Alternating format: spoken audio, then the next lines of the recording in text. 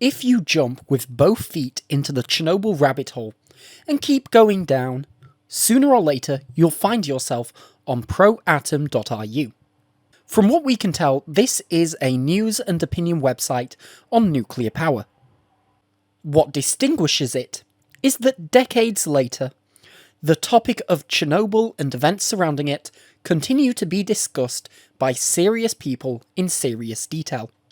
People familiar with this channel will know the names Alexander N. Rumyantsev, Nikolai Karpan, Nikolai Steinberg.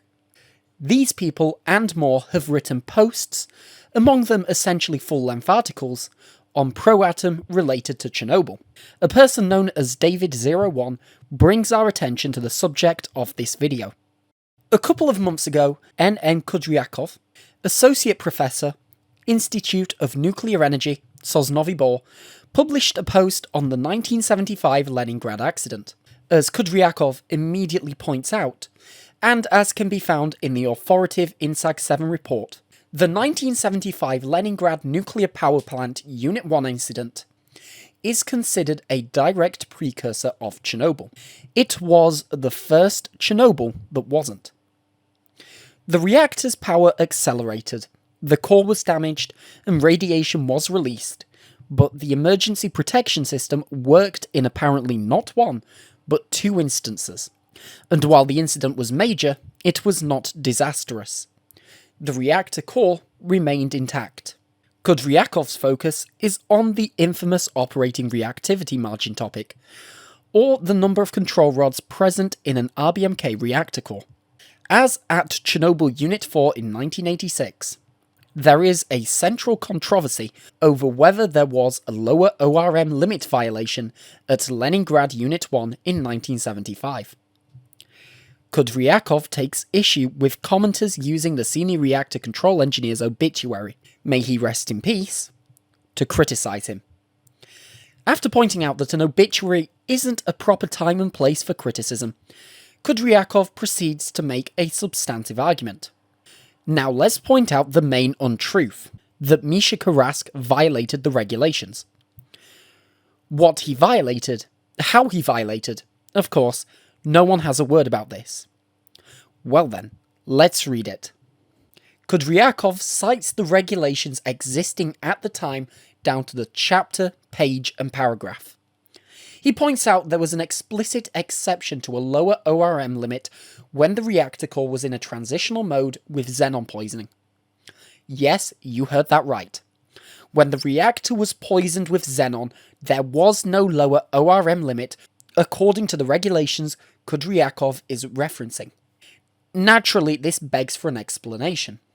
Kudryakov then cites a book published in 1980, authored by Nikolai Dolzal, the director of Nikiet, aka the chief design engineer of RBMK reactors, and another senior figure at Nikiet. The first thing most people aren't aware of is that in nuclear reactors, typically the rules limit how many control rods can be kept inserted, not extracted. Page 72 of INSAG 7 writes as much. In fact, post-accident calculation studies have shown that full withdrawal of the manual control rods from the core, which is not prohibited in other reactors such as VVER reactors, was unacceptable for the RBMK reactor, owing to the design of the manual control rods. It appears that initially the Soviets had a similar line of thinking for RBMK reactors as well. Kudryakov writes that a lower ORM limit existed, or a constant presence of control rods in the reactor core, so that it could be used up to counteract xenon poisoning and avoid a xenon pit. Let's read from his post directly. It is characteristic that the ORM is limited from above by the regulations. It is prescribed to decrease it if it exceeds the value of 1.3%. However, if there is a transitional regime with poisoning, then the ORM is not limited from below in any way. During the first 3 days of the transition process, it can reach 0. In Regulation 73, the OZR, still a reference to ORM, as such is provided for in order to be spent, overcoming non-stationary poisoning. and we fight the loss of reactivity by removing the manual control rods. RR. Dolezal with Yamelyanov, page 35. The operator must compensate for the change in reactivity with the RR rods, ensuring minimal power distortions. And since at the maximum poisoning we risk losing 1% of reactivity, then we will use up the ORM recommended by the regulations completely. We will extract all the rods. There is then another repetition that pulling out all the control rods to counteract xenon poisoning was not against but in accordance with the regulations existing at the time. Kudryakov then explains that after the 1975 Leningrad accident, some changes were made. Nonetheless, Leningrad Unit 1 in 1975 was known to have been operated with an ORM lower than that of Chernobyl, did not have a mere power reduction but a complete shutdown, and then was scrammed not once but apparently twice more, including after the power accelerated spontaneously. This was very much the first Chernobyl that wasn't. Until David01 brought up this post and then pulled up the post on the 1985 Smolensk Incident, we didn't know that there was a second Chernobyl that wasn't. Kudryakov himself provides us with the transition. The accident at the Leningrad nuclear power plant was called by some a rehearsal for Chernobyl, by others the first alarm bell. And there was a second bell. It rang 10 years later, in 1985, at the Smolensk nuclear power plant. But it seems that neither the station nor the industry heard him then. And there too, it began with the only working turbine shutting down. There are uncanny similarities between Leningrad 1975, Smolensk 1985, and the Chernobyl disaster of 1986. They all begin, in a way, with reactor power at 50%, with one of the two turbines already shut down while the other is running. The initial operating reactivity margin at Chernobyl was normal, contrary to a popular misconception due to the Kyiv delay that began at 2 p.m. on the 25th of April 1986. By the time the power was reduced at Chernobyl from 50%, the reactor core was being de-poisoned from xenon, and the ORM was rising rather than falling as control rods were being inserted to compensate for the reducing xenon. The Chernobyl reactor experienced a power reduction, whereas the reactors at Leningrad and Smolensk experienced shutdowns. Let's observe how one of the 1975 operators, Vitaly Abakumov, describes the events there. As at Chernobyl, the Leningrad operators needed to bring down the reactor power from 100% to 50%. One of the turbines needed to be taken offline for repairs, and a single turbine can handle 50% power. After unloading the one turbine, an operator mistakenly shut down the other working turbine, triggering an automatic reactor shutdown. Apparently because at Leningrad in 1975 there was no intervening event like the Kyiv delay, the reactor core was in the midst of xenon poisoning due to the power reduction involved with the unloading of a turbine. In the first few hours after a power reduction, a core is poisoned before reaching a poisoning peak, and then undergoing a xenon reduction. Abakumov points out that with the shutdown of the reactor, this poisoning was intensified, which caused a reduction in ORM and threatened an actual iodine or xenon pit that prevents a reactor from being restarted. There could be so much poisoning that the control rods wouldn't have enough reactivity worth to restart the reactor when extracted. Kudryakov, the associate professor of the Institute of Nuclear Energy, Sosnovy Bor, whose Proatom post we were reading, published another post on the 1985 Smolensk Incident, apparently on the same day. Clearly in Kudryakov's mind, these two incidents are related.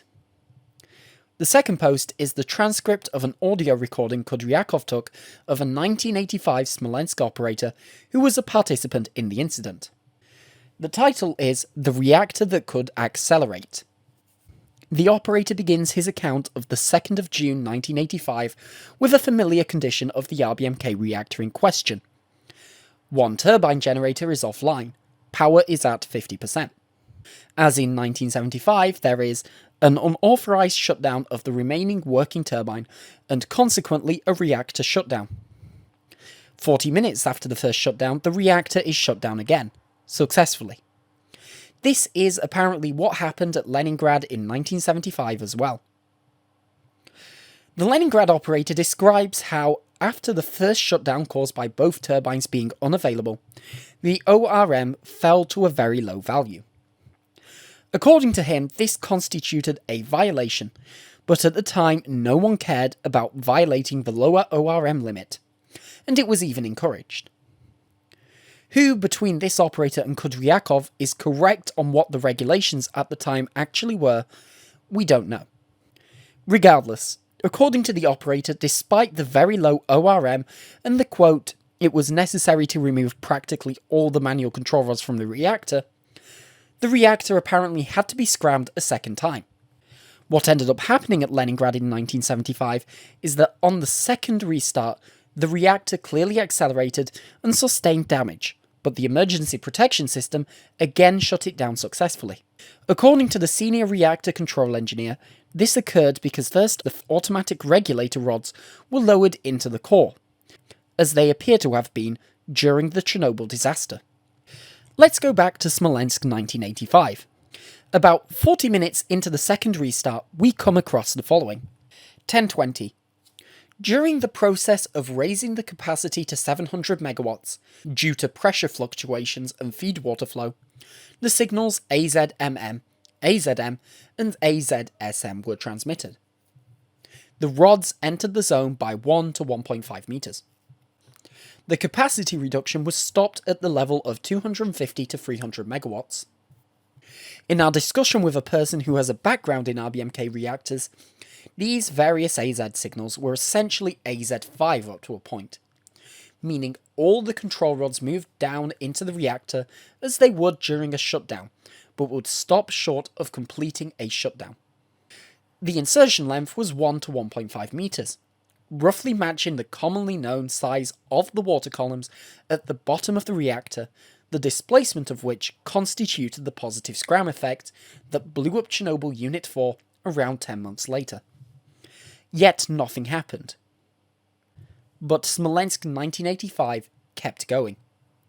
At 11:15 there is another AZ signal. Power was reduced, then increased again. Then there are yet more AZ signals. We have checked the original Russian, these are indeed more signals. The Smolensk operator then says the following.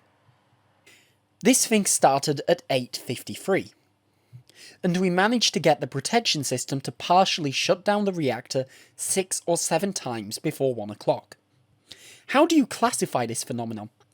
The Deputy Director for Nuclear Safety came around lunchtime, and the Chief of Nuclear Safety, Sasha Popov, described to him in 3 words what was happening. That the protections were repeatedly in effect, both in terms of acceleration speed and power. The operator proceeds to say, he didn't even get the idea that the reactor could accelerate like that. That was the Deputy for Safety. The staff at the Ministry of Energy was worthless. Soyuz Atomenergo was a bunch of amateurs. And Nikiet openly distanced itself from everyone. If you want to exploit it, exploit it. At the end of his comments, the operator brings up how inexperienced the people on the shift were and remarks, "What kind of solution? I was young, and the turbine should be in the network, and not some reactor with its safety." That was the philosophy. Vitaly Abakumov, the 1975 Leningrad operator, mentions that RBMK operation with low ORMs continued after that serious incident. Most spectacularly, we revisit the comments of Igor Kazachkov, who was the morning shift supervisor at Chernobyl Unit 4 on April 25, 1986. Why didn't I and my colleagues turn off the reactor when the number of protective rods decreased? Yes, because none of us imagined that this was fraught with a nuclear accident. We knew we shouldn't do this, but we didn't think. Nobody believed in the danger of a nuclear accident. No one told us about this.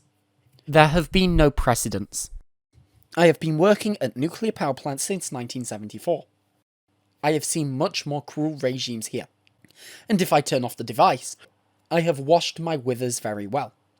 For this reason, by the number of rods, we have never had a block stop, and if you stop the reactor while reducing the stock of rods below the permissible, what would you be? I think they would be kicked out of work. Would definitely get kicked out. Not for that, of course, but they would find fault with something. This parameter, the number of rods, was not considered serious in our country. By that parameter, by the way, there was no protection from the fool. And still no. There are a lot of protections, but there are no rods in terms of quantity. I will say this, we have repeatedly had less than the permissible number of rods. And nothing. Nothing exploded. Everything went fine. Why were the Chernobyls that weren't, well, not Chernobyls? They look similar, and in some respects even worse. The comment sections at proatom.ru are like comment sections elsewhere, where people confidently proclaim to know what is what. On Kudryakov's Leningrad ORM regulations post, we find 2 examples of the most commonly mentioned factors that were supposed to make Chernobyl different from the Chernobyls that weren't. Kursk did not finish Chernobyl. The fuel conditions simply did not allow it. We take the fuel condition to be a reference to the coefficients of reactivity that characterized how a reactor's reactivity would respond to changes. As fuel burned up inside RBMK reactors and additional absorbers were removed to maximize fuel burnup, the coefficients of reactivity, namely the void and power coefficients, increased. There is a magical figure for the void coefficient of reactivity found on, for example, pages 36 and 37 of INSAC 7, that signifies bad things, namely the power coefficient of reactivity becoming positive and enabling reactor runaway with the conversion of water to steam in an RBMK reactor. The concluding sentence of the top paragraph on page 37 drives the point home.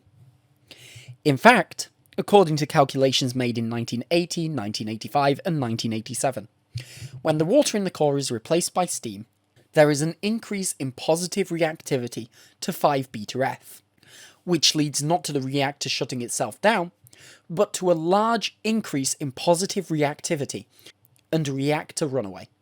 According to a table of measurements, Deputy Chief Engineer of the Chernobyl Nuclear Power Plant for Science and Nuclear Safety at the time of the 2 explosions that destroyed Reactor 4, Nikolai Karpan provides. 2 days before the disaster, the positive void coefficient of the reactor was measured at 5.2 beta F. Vitaly Abakumov, the 1975 Leningrad operator whose account we've been reading, is one of the people who believes that the Leningrad Unit 1 reactor had simply not reached the same state. Abakumov is argumentative, and did not spare the now deceased senior reactor control engineer under whose hands Leningrad Unit 1 sustained damage. The SIUR in question, MP Kursk, wrote his own Proatom post in 2019, to which Abakumov responded in 2020. At a topic for discussion, I propose a quotation from the book Leningrad MPP, Time, Events, People, edited by V.I. Lebedev. Moscow, Energo-Atomzdat, 1998, pages 130 to 131. Here is what the Nikiat employees who were directly involved in the investigation, designer A.A. Petrov, physicist V.P. Borshchev, and thermal physicist V.P. Vasilevsky, wrote 25 years after the accident. By the end of the second year of the reactor's operation, when there were 32 DPs left in, the rest of the initially loaded approximately 240 were replaced with fuel assemblies, the first major accident occurred, a channel burnout in cell 1333. Abakumov was courteous enough to provide precisely sourced information. The problem is one particular detail places the Leningrad Unit 1 reactor in the same coefficients of reactivity state as the Chernobyl Unit 4 reactor. We're referring to the remaining 32 additional absorbers, DP, of the approximately 240 that are present at the beginning of an RBMK's operation, which are not to be confused with the separate set of reactor control and protection system rods. We cross-reference this number with what we see at the top of page 36 of INSAC 7. The void coefficient of reactivity and the total power coefficient of reactivity were determined experimentally using the applicable techniques, beginning with the startup of Leningrad Unit 1, i.e. from 1973. For reactors with fuel enriched to 1.8% in uranium-235, the experimental data showed that the void coefficient of reactivity increased as a function of fuel burnup and removal of additional absorbers, from minus 0.22 beta-F, 211 absorbers, to plus 5.1 beta-F, 32 additional absorbers, at Leningrad Unit 1. So the first generation Leningrad Unit 1 RBMK reactor had the same positive void coefficient with 32 additional absorbers in it as the second generation Chernobyl Unit 4 RBMK reactor with one additional absorber in it. Leningrad Unit 1 was started up towards the end of 1973. Its incident occurred towards the end of 1975, about 2 years after startup. Chernobyl Unit 4 started up at the end of 1983. It exploded in April of 1986, about 2.5 years after startup. Smolensk Unit 1 was started up at the end of 1982. It had its incident in June of 1985, about 2.5 years later. Coincidence? There is another comment under Kudryakov's Leningrad post bringing up a second commonly invoked factor for why Chernobyl was so disastrously special. The commenter even put it in bold. It's a pity I didn't follow this link earlier. Not even 30 years have passed. In the Chernobyl accident, the K effect worked as a fuse for the implementation of a large steam reactivity effect only because the cooling water at the entrance to the reactor core was unacceptably close to boiling.